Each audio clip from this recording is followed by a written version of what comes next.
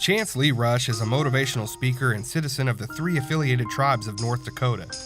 He travels throughout the United States and Canada to work with Native communities in efforts to inspire, heal, motivate, and energize. He was doing just that on the evening of May 1st when he received news that would forever change his life. His mother, Donna, had been killed in a car accident back home. You know, it was leading up to, I was on a 3-day trip. I left, my mom came up to watch my kids in Tulsa. And I was on day 2 of a 3-day trip. I went up to up north to the Lower Sioux community, Morton, Minnesota. And it was ironic because that night I spoke on parenting, and my mom happened to be at the house with our daughter, with my 2 daughters and my son. And I just called her up the night before, and I said, you know, Mom, thank you for bringing me up right, and kind of celebrated her, you know. And you know, we got off the phone, and you know, that was it. Chance pointed out the irony of not only speaking on parenting this same tragic night, but also how grateful he was to be able to receive instruction from his mother one last time. Leading up to it was just, I remember that we talked, you know, a few hours before it happened. She was leaving my home.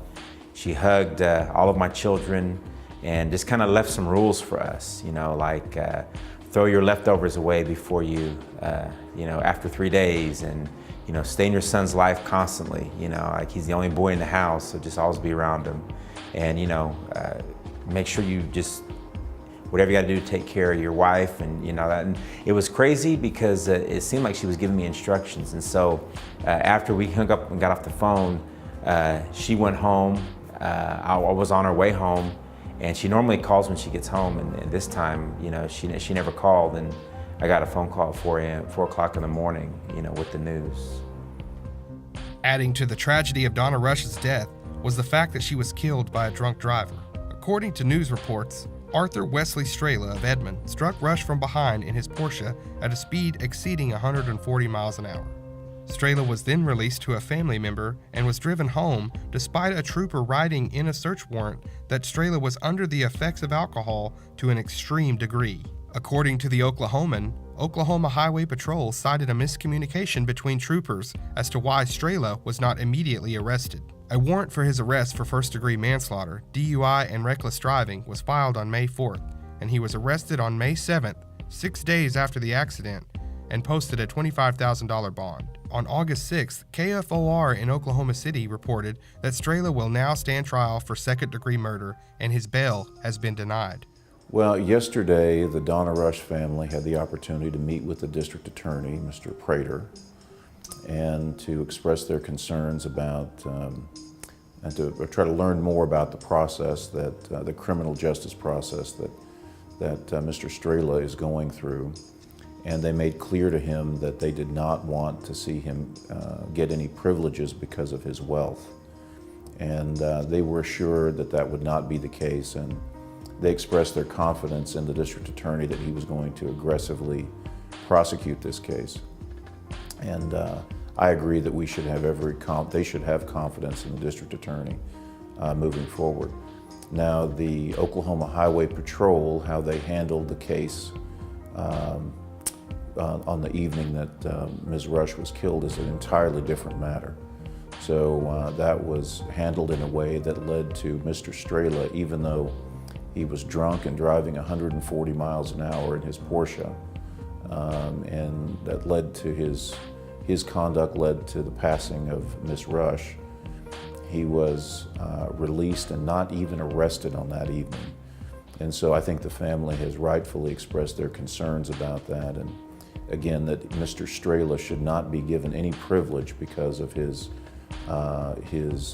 wealth. And so they made their views clear to the district attorney about that. And he was very understanding. I will say that the family was satisfied with their first meeting with the district attorney and his handling of this and his responses to their question. So after we met with the district attorney, we went into the bond hearing and arraignment. And so Mr. Strela was there, and they had other bond hearings go on.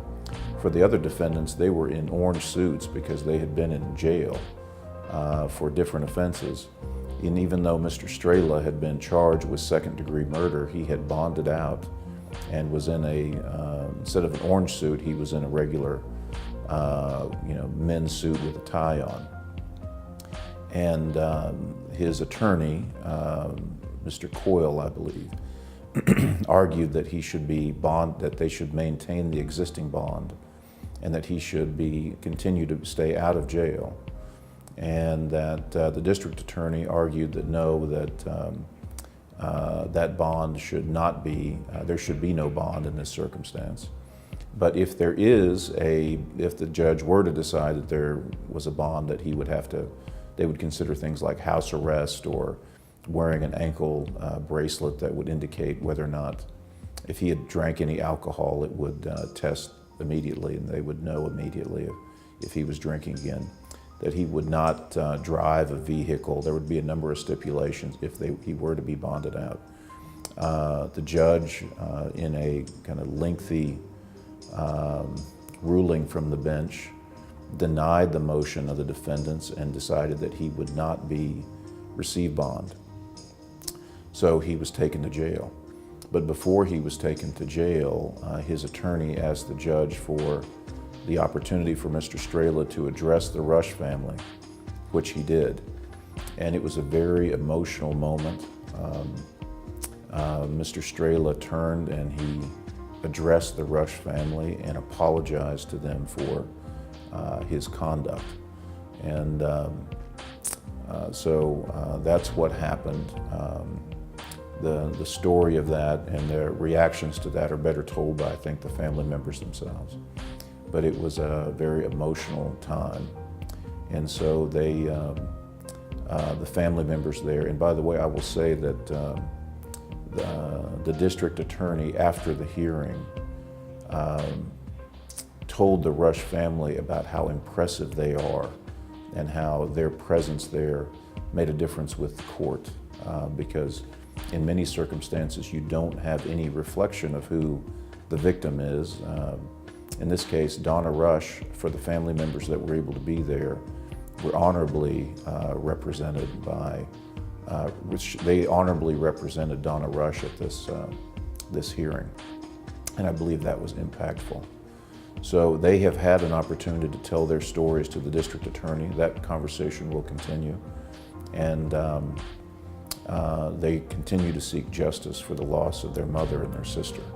According to Chance Rush, he's not wasting energy on the circumstances of his mother's death, preferring to let things beyond his control take care of themselves. You know, there was a lot of emotions that I was going through, but nothing outweighed, knowing that my mom's not here anymore. And so the best thing that I could do is just keep my family sane, keep my family focused.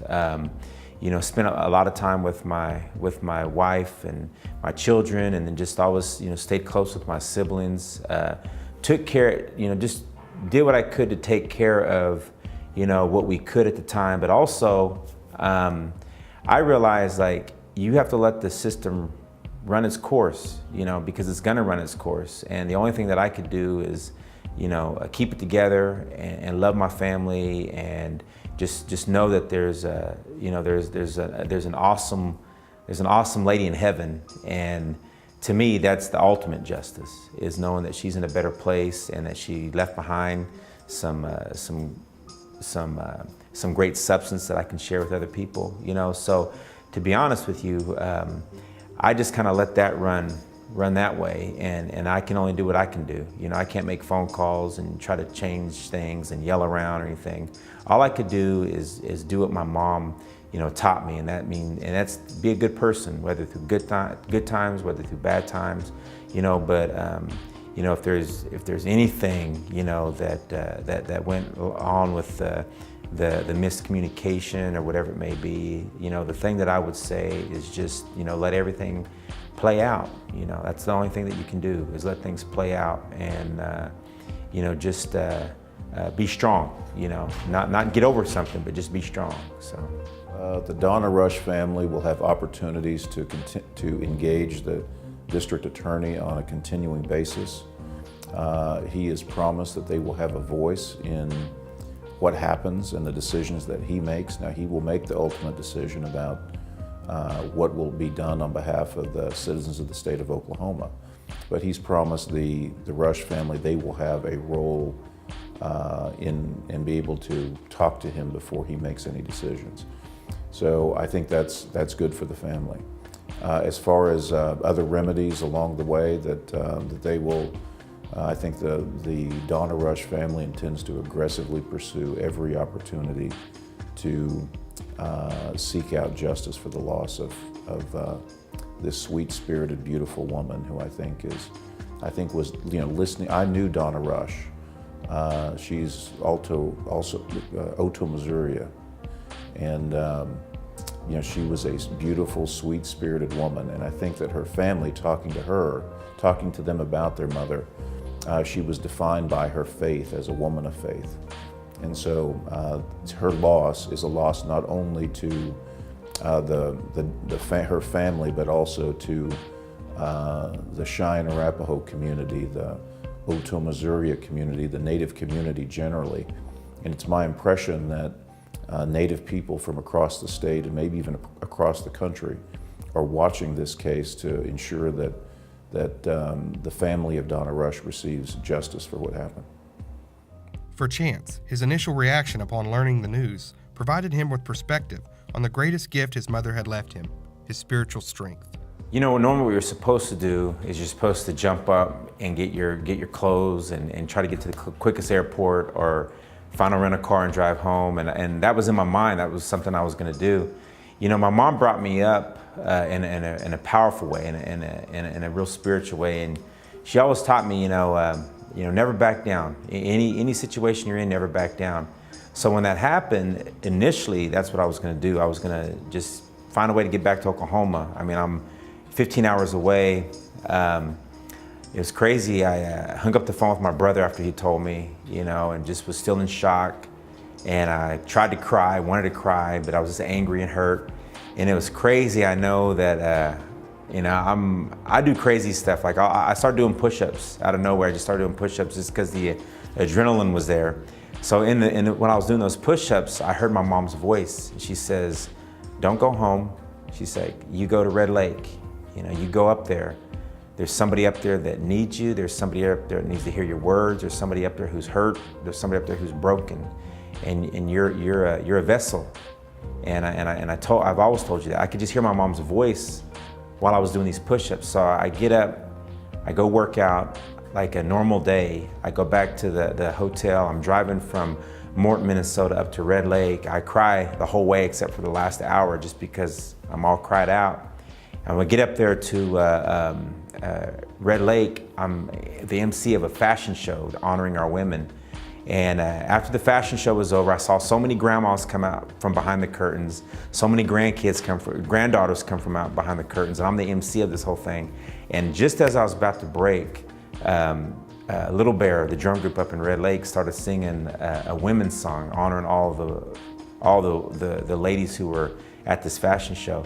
And it just brought me back up. The Spirit just brought me back up, And so I was able to take care of my responsibility because my mom's already in heaven, So I was able to take care of the responsibility.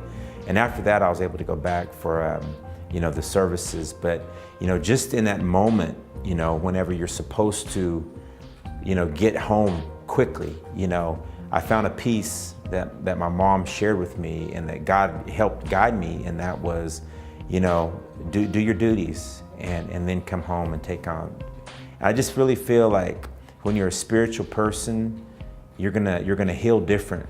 If you're a spiritual person and you invest in your spirituality and you're obedient to your spirituality, it's not that, you're not sad and it's not that you have thick skin, but it's more of when you're obedient to spirituality, God will see you through horrific and tragic tragedy, such as my mother's. And I'm in a great place now. I'm in a great place because my mom taught me spirituality. So.